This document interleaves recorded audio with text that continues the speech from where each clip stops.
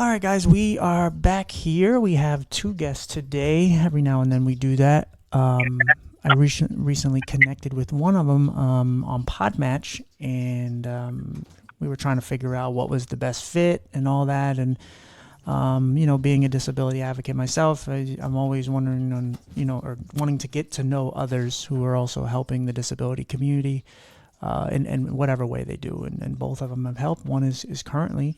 And so on. But we just want to sit down and talk, and I want to get to know both of them because I don't know one for sure, and the other one I know very little.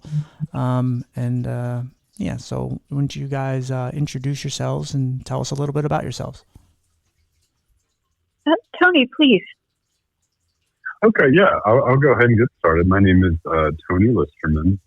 And my title is I'm the Assistant Vice President of Contact Center Solutions for, we're a nonprofit based out of Lansing, and our name is Peckham Incorporated. And we have 5 different lines of business, and my little corner of the world is the contact center that we operate. And, we serve a lot of different people in our community, and I will tell we are an Ability One organization, which means that 75% of our employee base,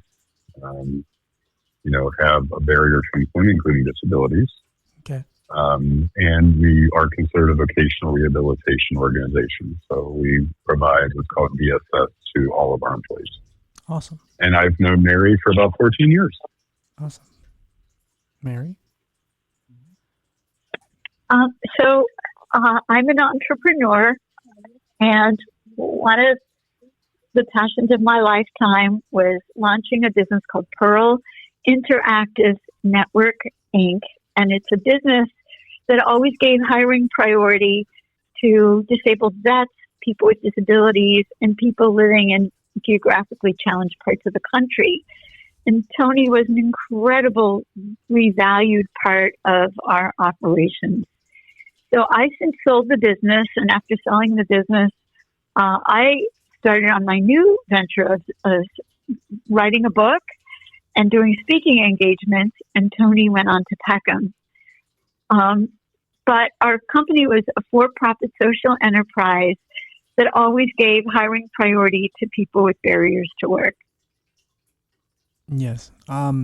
It's funny, you guys, well, I don't know if it's funny, but ironic that I worked for a Center for Independent Living for some time, and their some of their restrictions, their rules, like the company has to be at least 50% or more disabled. And the job that I had, I was an employment network, and I would help people with disabilities find jobs. Oh, yeah, I'm very familiar with them. Okay, there you go. Now, when I started there, they wanted to find someone with a disability to kind of provide those services, just because we have, a closeness to it. We kind of understand what the plight is and what maybe understand a little better, just because we have our own challenges and whatnot. I don't know. Did either of you have disabilities or have experience with disabilities prior to what you're doing now? Tony? I currently do not have any disabilities, but growing up, we had someone that was very close to us that had very severe disabilities, and just to be frank with you, this became one of my best friends. She was only slated to. The doctors told her she was only going to be about 14 years old before, her disease would take hold. And I will tell you right now, she is 44 years old, and we talk almost every day. Awesome. And it goes to show you that, some folks aren't always right when it comes to these things. For sure. Yeah, absolutely. I was, for Tony, know me, but I had a disease when I was a kid called Stevens-Johnson syndrome. And it's caused by a high allergic reaction to medication. It took most of my sight, but it also, at the time when it happened, it took most of my skin. It took like 90% of my skin, and my teeth, my hair. It took everything basically, or at least it tried to.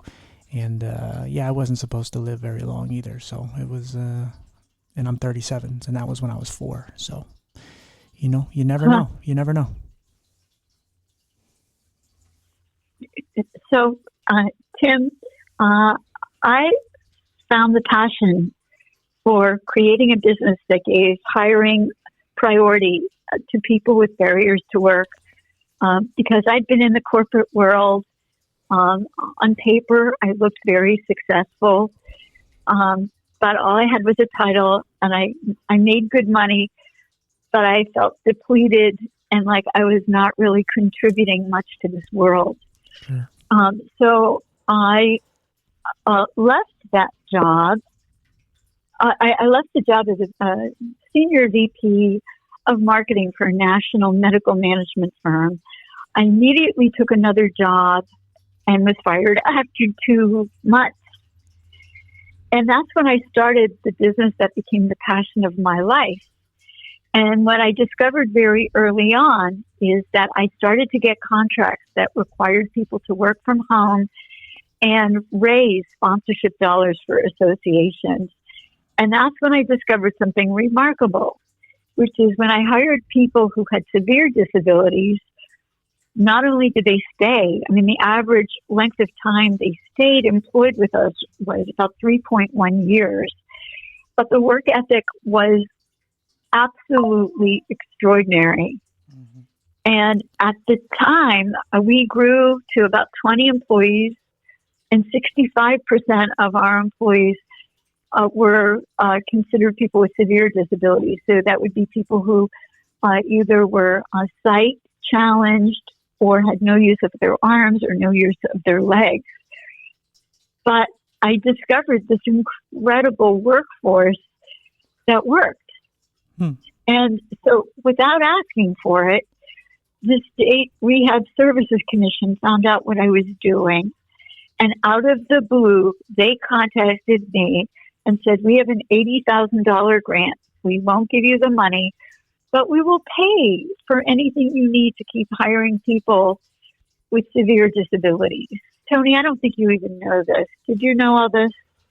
I didn't, Mary. No, I did not. So I asked for 3 things. I asked for assistive technology that included JAWS and Dragon that truly dictate.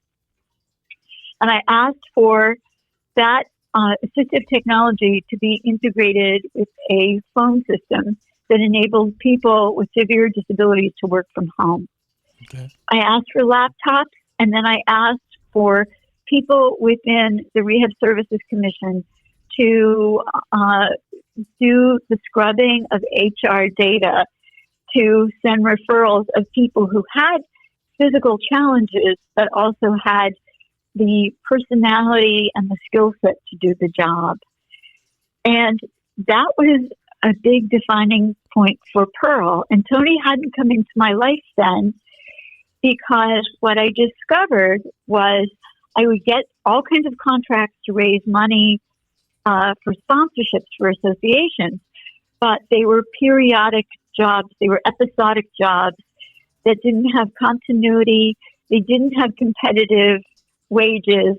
They didn't have competitive insurance, and they didn't have career pathways. And so it was when I was 7 years into the business, I made the decision to get government contracts, because government contracts can be very large and long term. And that's when my life and Tony's intersected, when I got the contract of my dreams, which was a 320 employee contact center contract for CMS, which is the Department of Medicaid. And that's how Tony and I intersected in Winchester, Kentucky. Okay. Awesome. Yeah, no, it's been a passion for me once I got the confidence in myself to be able to work, because I went through that phase where I was like, who's going to hire me? I have a severe disability, and I went to many embarrassing job interviews where they pretended like they cared, and they thought that I was admirable, and I was, pretty much adorable for trying, and and I had a lot of embarrassing moments where one woman made me read in front of her, and there's all these things that Oh, it was just really awful. And it really debilitates your confidence for sure. And then I got a couple of jobs, and I even created some jobs for myself with the podcast. And I'm still trying to figure out financially all of what I'm supposed to be doing, because I know my purpose is to help people, but I'm trying to figure out how to put all that together. But one of the things, like you said, like, yeah, I think, and it's not all people with disabilities, but people with disabilities, we tend to be very loyal when you give us an opportunity, yes. and we want to put the effort in for that person who gave us that opportunity. We don't want to fail you. We want to try so hard, because we know that it's going to be hard to find another one, and we know someone is sometimes taking a chance on us, and we don't want to blow it. And I've stayed at all my jobs for long periods of times because especially like the Center for Independent Living, I was there for a year and a half, but it was like I could have left sooner, and I wanted to stay because a woman took a chance on me. She said, I want to hire someone who's legally blind to run the employment network. Was I the best at that job? No, but I really gave it a shot, and I cared about the employees or the consumers, and I cared about working with others and trying to help as many people as possible. And I think it's very valuable to have that look, because like for me, I've been so passionate about trying to get us to where, because it's not just the employers that could to hire us either. It's also, there's a lot of disabled people who don't have the confidence. There's a lot of us who don't feel like we can work because of whatever our actual abilities are or aren't, whatever our challenges and whatnot. So it's like, I think for me, I've taken that turn where now I use my voice to try to spread awareness on what we can do, because I've met a woman who has no arms or no legs, and she drives. It's like there's so much that is possible, including working. Oh yeah. Yeah. And I am witness to that. And something real important that I'm hoping Tony will talk about is about his organization and also the sister organization, because Tony's company's primary job is hiring the workforce that you want to communicate with. So Tony, I know I'm putting you on the spot, but could you talk about Tekken's mission, your role in it, and the sister organization that's online jobs or home-based jobs? Yeah, and I think that's important to your point, Tam, is that in my particular building that I'm in, and we are a large organization. All the folks with visual impairments and those that are completely blind work in our contact centers, and I want to make this very clear that there is no degradation of performance with these folks. In fact, one thing I like to do is actually watch those folks work. And for your listeners that don't understand some of the assistive technology, if you can research JAWS, Jaws, it's an assistive technology for people that can't see the screen. And to kind of put things in perspective, every call center employee will wear a headset, right? Yeah. And the only thing that they're hearing is the caller, and then they're doing research on the computer. For those that are blind, in their right ear, they hear the caller, and they're talking to them and answering their questions. And as they're hovering over things on the screen, the computer is talking to them in their left ear and telling them what they are hovering over. Yeah. And to listen to two conversations happening at one time and then operating on a Braille keyboard, it takes an immense amount of skill. It takes an immense amount of, honestly, the ability to multitask. And that is one of the hardest things to find in a lot of quote able-bodied people, right? Yeah. And I'm going to say that there's not a lot we do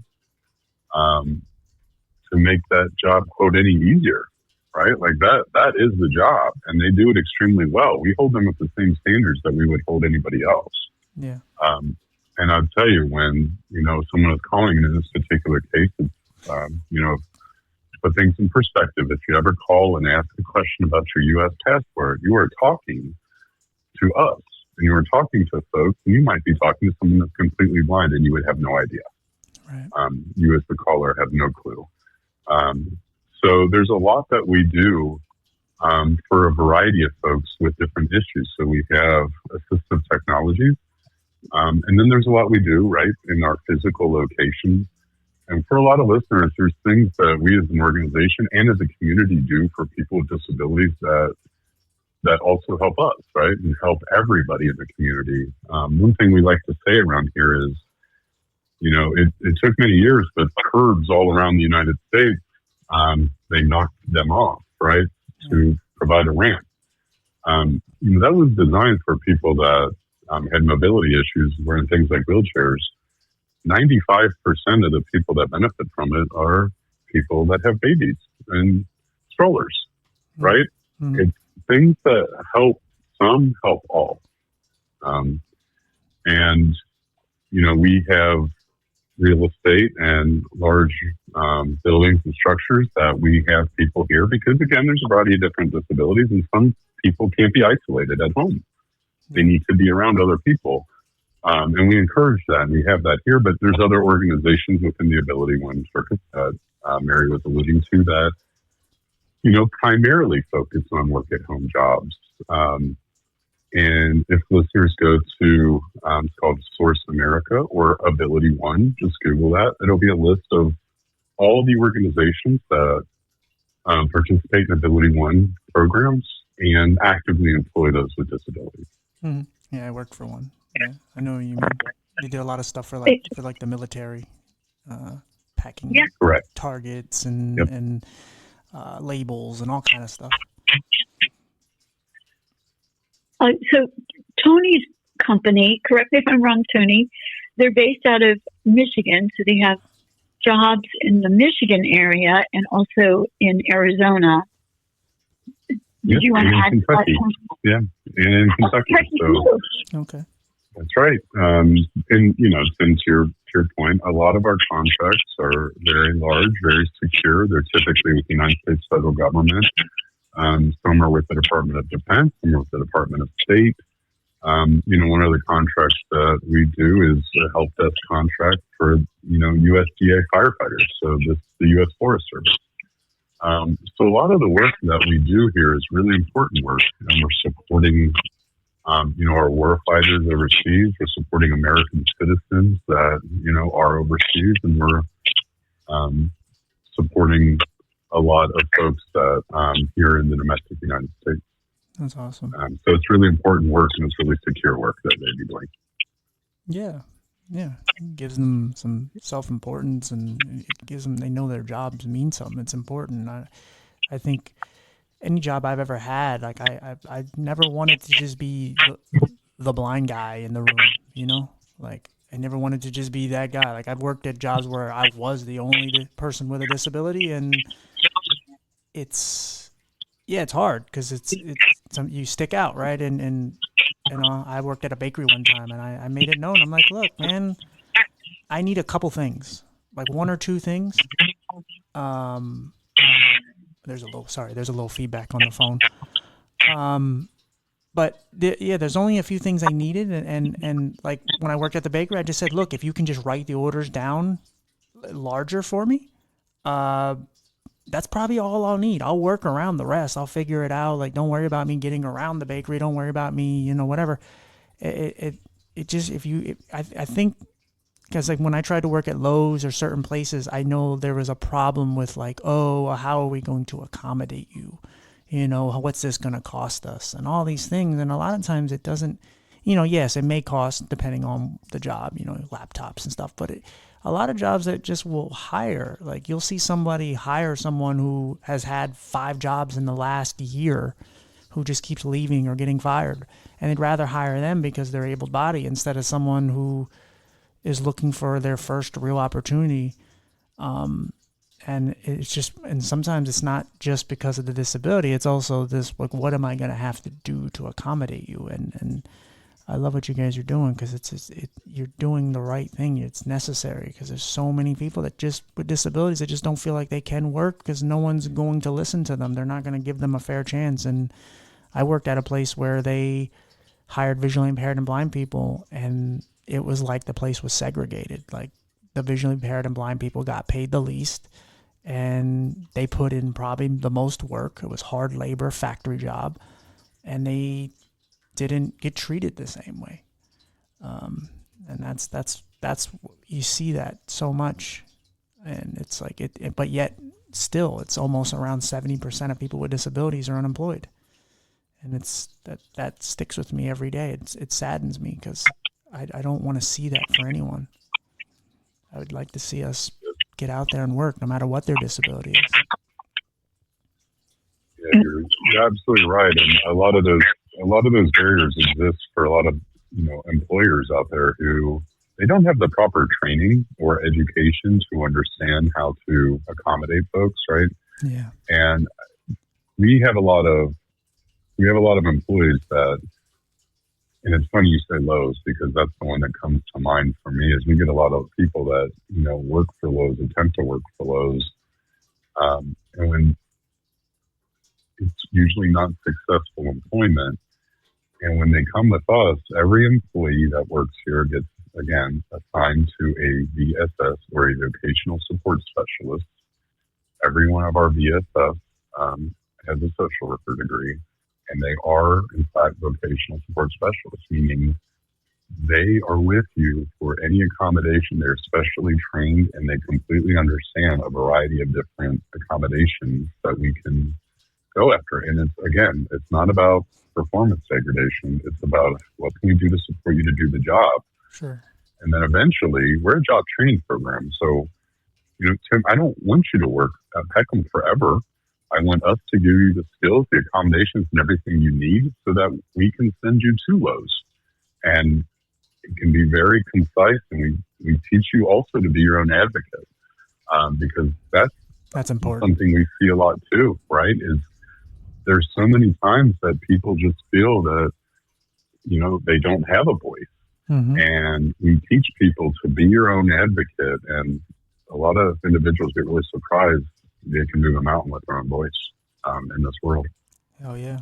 I mean, that's the tagline of the podcast, is giving voices to those who feel like they don't have one. And that's something. Yeah, go ahead. I'm sorry.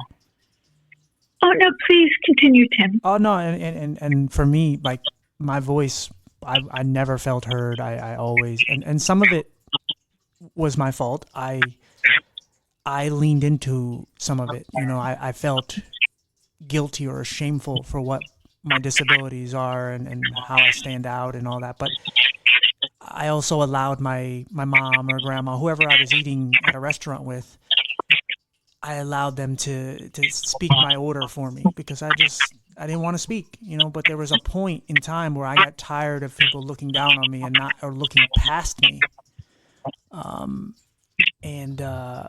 So I just decided to just take a hold of my own voice and stop allowing labels and things like that to stick to me, and just started to just become me. And weirdly enough, I've kind of found that on social media.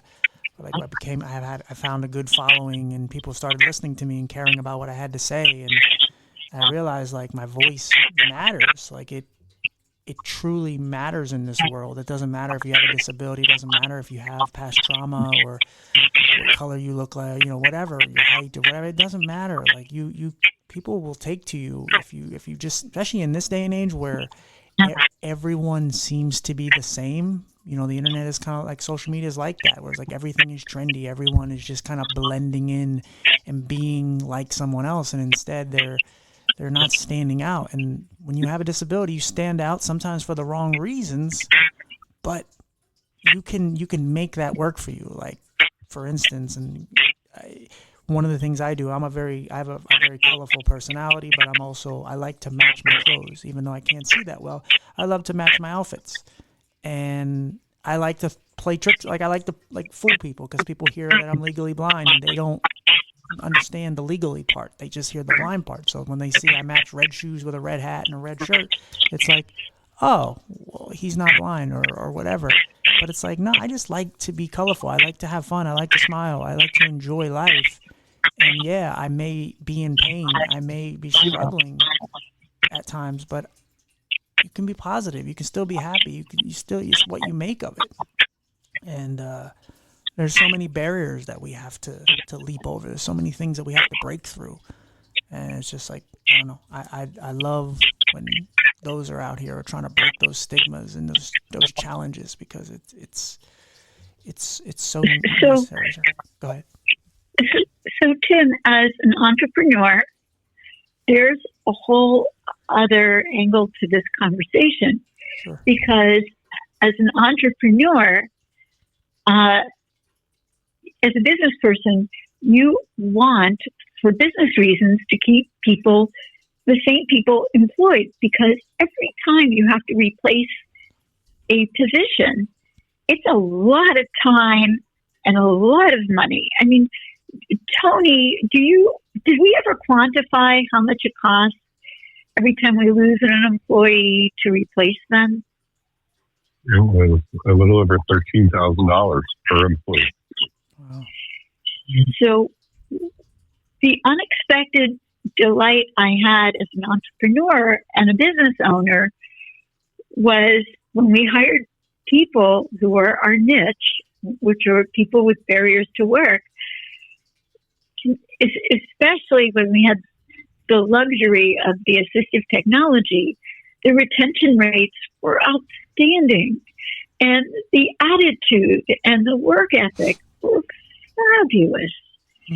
So, but the whole other angle is, if you go to the grocery store and you buy a tube of toothpaste, and you have the option of buying a tube of toothpaste that is manufactured by a company that gives people hiring opportunity with barriers to work, people, even if cost is equal, from a business perspective, people might want your product more because they love the idea of supporting a social enterprise. So when we entered the government market, we were in and Tony, you know this, government contracts is fiercely competitive.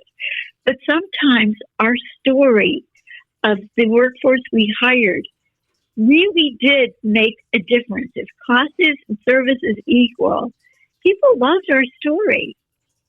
And I share this with you because of your listeners who might be entrepreneurs or know people who are entrepreneurs. There's a really good business rationale for combining a for-profit and social mission. Okay. Yeah, that's where I'm not as familiar with, because I've never been behind the business side of it. Right. Okay, well, that's good to know. Yeah. Yeah, no, that's awesome. Yeah, no, I don't know. It's always been very important to me to, spread awareness about, what we can do, like what our abilities are. I think so many people tell us what we're capable of, what our limitations are, what our challenges are, but it's really up to us to kind of figure it out. And I always look at it like a video game where it's like, and this could be for anybody. It doesn't have to be a disabled person, but like, right. It's more or less you have levels and you unlock things, and sometimes you don't know you can do something until you actually do it. It's like a character in a game. Until you unlock the character, it's not there. But like once you tell yourself, like I told myself for a while that I couldn't live on my own. Well, I've been living on my own for 9 years. Wonderful. Congratulations. Thank you. I told myself I couldn't work. I've been working for over 15 years. I've told myself a lot of things I couldn't do, and little by little I start chipping at them, and I just start doing it. And that's like, it's so important to see, because I because of working at a Center for Independent Living, I got to see a company that was primarily all disabled, and I'm working with someone who's deaf who has to communicate. I'm working with people who are blind that have to transport and navigate, and it's just, or I'm seeing people who are in wheelchairs, flying around, doing things, advocating and providing services for their community, and it's like, this is beautiful. Like, it's I love, and I love when I see people who have less work together. And I think that was one of the things that inspired me so much about the ADA, the American Disability Act. You've seen all these people with disabilities just work together for one common goal, is to just make this Sure. world a better place for us. Good. Thank God. Hey, Tony, how do people find you when people are looking for jobs? How do they end up employed at Peckham? How do people find you, and what do you recommend for Tim's listeners that are looking for jobs, either in the 3 states you're in, Kentucky, Michigan, and Arizona, or home base? What do you recommend for them? So thank you, Mary. And again, we do have some home-based roles as well, but our website obviously is going to be the best place to look at our open positions. And we have 5 different lines of business, so it's not just call centers, right? We have farming, we have third-party logistics and shipping. We have manufacturing, so just like Tim was saying, a lot of the military. So all BDUs, flak jackets, and rucksacks for the United States Army are made here in Lansing, Michigan, in our manufacturing facility. So there's a lot of different opportunities, not just call center roles. And if you just go to peckham.org, and Peckham is PECKHAM. Okay. .org. And we are a nonprofit, and if you just go to the job section, you'll be able to see all the. And if you go to team member opportunities, those are for our frontline staff, and then staff opportunities are more of your management type roles. Sure. So they're kind of broken out in that way, and then you can meet our leadership on that website. We all have our pictures, our background, and what our roles in the organization are to get to know everybody here. So I do encourage everyone to go to that website to look at opportunities and get to know us.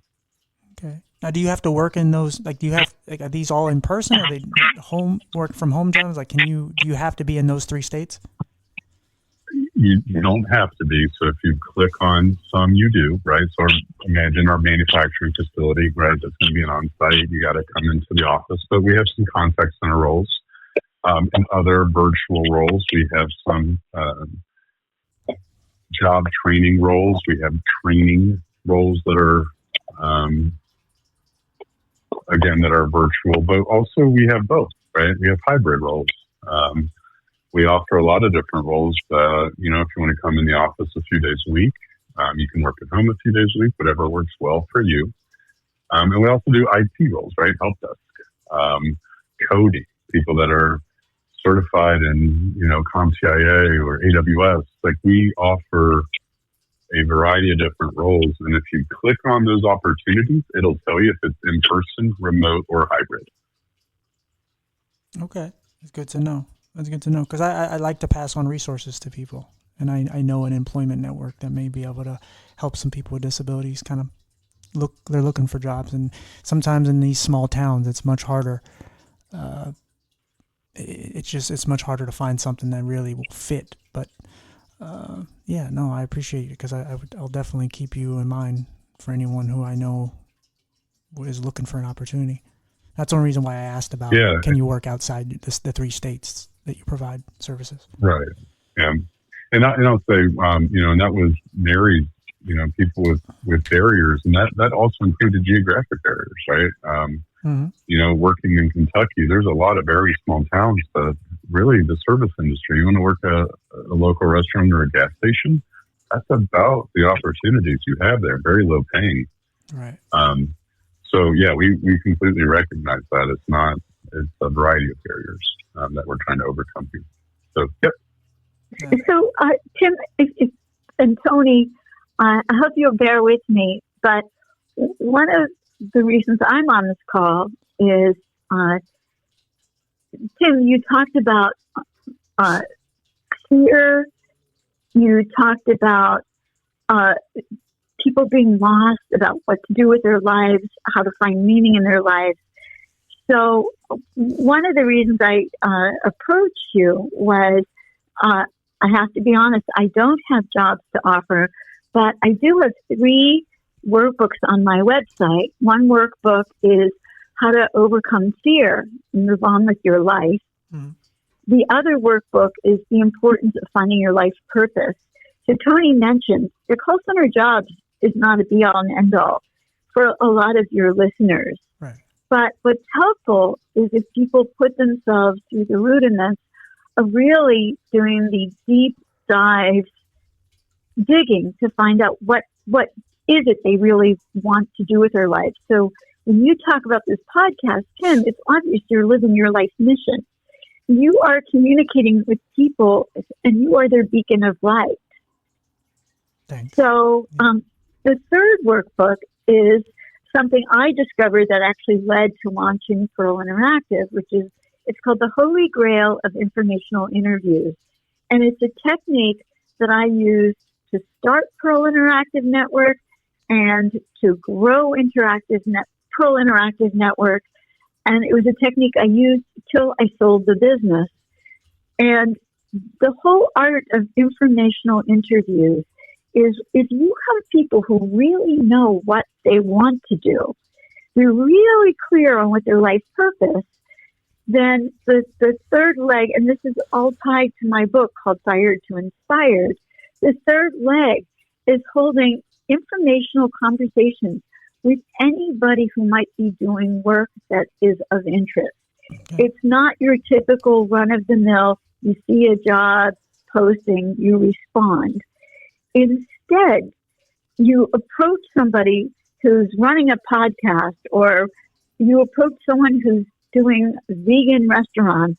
You approach people doing work that resonates with you, and you begin with a conversation about your interest. And there's an art to it, and I have 3 free workbooks on my website that your listeners would be so welcome to download. And my website is firedtoinspired.com, and they could also sign up for my book that is due to come out at the end of this summer. Okay, awesome. What's the book called? It's called Fired to Inspired. Okay, awesome. I like it. It's well, I wish you nothing but the best on that. Is it your first ever book? The book. Pardon me? Is it your first ever book? It is my first ever book, and I feel like you felt called to do this podcast. I felt that this book is written for people who've been fired or people who need to be fired and passionate about the work they do. Because unfortunately, a lot of people work in jobs that really don't tap their heart, their soul. And if you're doing work that doesn't make you happy, you don't have to. There are ways to find out what you really want to do and do it. And so my hope is to appeal to your listeners who are really struggling with finding work that has meaning. For sure. Yeah. I get questions a lot because I told you I'm on social media a lot, and I'll do like TikTok lives. And unfortunately, the youth, they want to know like a quick fix. Like, hey, how did you get the following you get? And I'm just like, you know what? Like, man, you got to be passionate. You got to show up. You got to put the effort in. Yeah. You got to care. You got to have empathy. Yeah. You got to do a lot of things. It's a lot of things you probably don't want to do. Like if you want a job, there are jobs out there. But if you want to be successful at something you like, you actually have to care about it. You have to really be enthused and show up every day, yes, even when it's not working out. Like it's like I haven't made a dime off this podcast. I've made money off of other things I've done, but not off the podcast. And I've been doing it for 5 years. Does that make me happy? No, but I also love doing it. I love having conversations with cool people like you. I like to be able to inspire other people. I like to be able to reach and help others. And I also like to just talk to somebody and learn and listen to them. And so but you have to swallow, that. You can't just say, you know what, I'm going to do this just because, it's going to make me a bunch of money and because I love it. Like, no, man, not everything you love, it's not going to come easy. And if you're somebody with a disability, you probably already know that. Life has never been easy. So it just Of goes course. with the territory. Yeah. But no, I'm happy that you have a book and you have all these things that you're putting out there, getting yourself out there. Yeah, I think a lot of times we're getting called to do these things, and you just have to listen. You have to just keep following the path, and it's when it gets quiet. It's when day in and day out you're not seeing results is when it's hard, but it's coming. It's just sticking with what you're doing. Just hang in there, be positive as best you can. I mean, that's Yeah. the key to it, is try to be as positive as you can, and just stay strong on what you're doing, and just know it's like Right. manifesting it. Like, you got to just continue to tell yourself you're going to do it. But yeah, man, I appreciate you guys. Is there anything else you guys want to talk about? I'm open to whatever. Tony? Mary, where can I purchase the book? Do I go to Amazon or?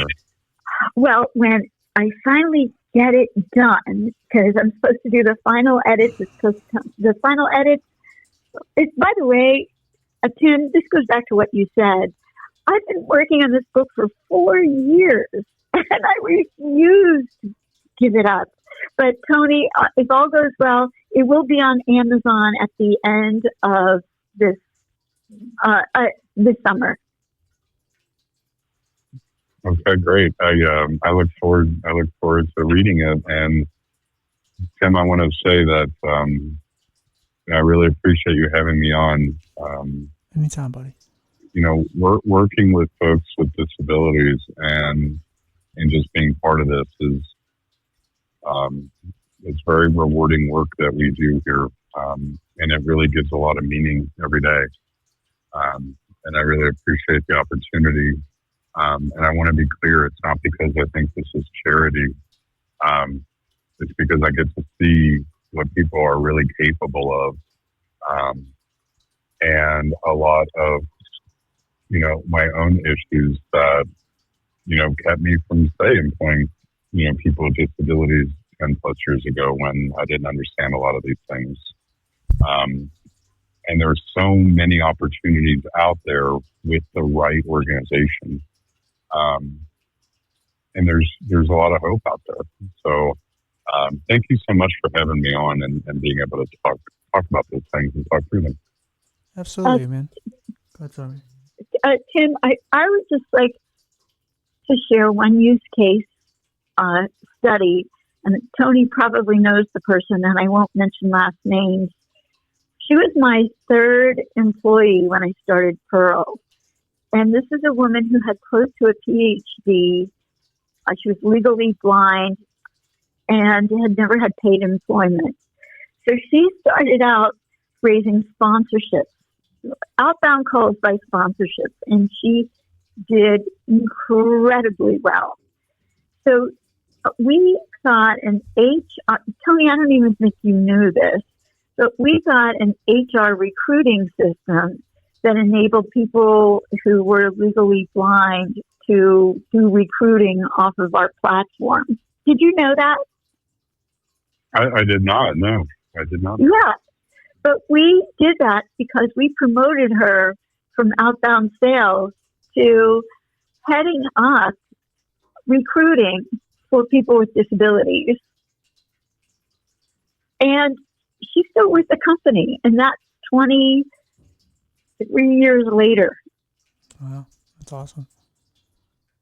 So this is somebody who just needed a job, and she morphed into a position she was perfect for because she had amazing interpersonal skills. This is all from her home.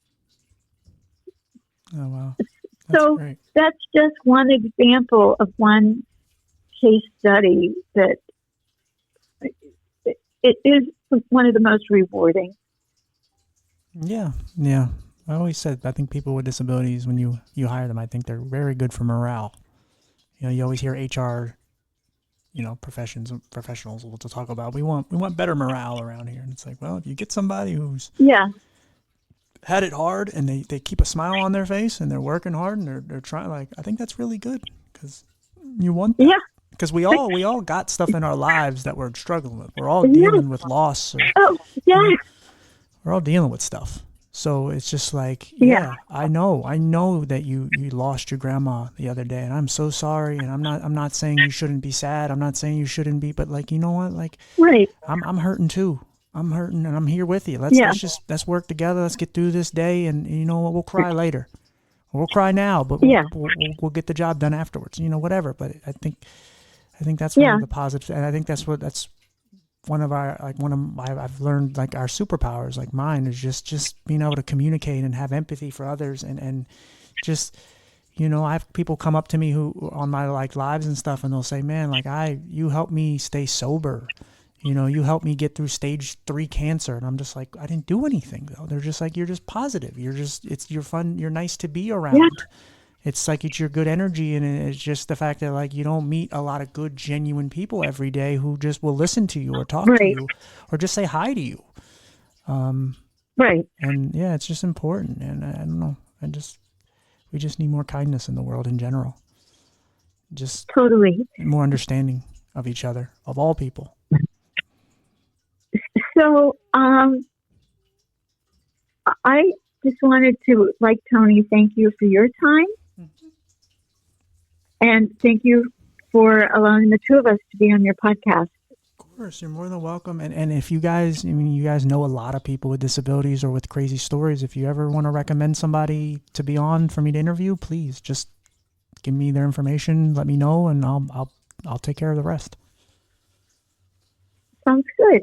All right, guys. Well, Tony, we'll hopefully get each other's information. Keep in touch, man. I really appreciate you, Mary, for making this all happen. And I wish you guys nothing but the best, and just thank you for what you guys do. Thank you. Thank you. All right, guys. So, Tim, yes. When you stop recording, can we talk for a minute? Yes, sure. I'll end it right now.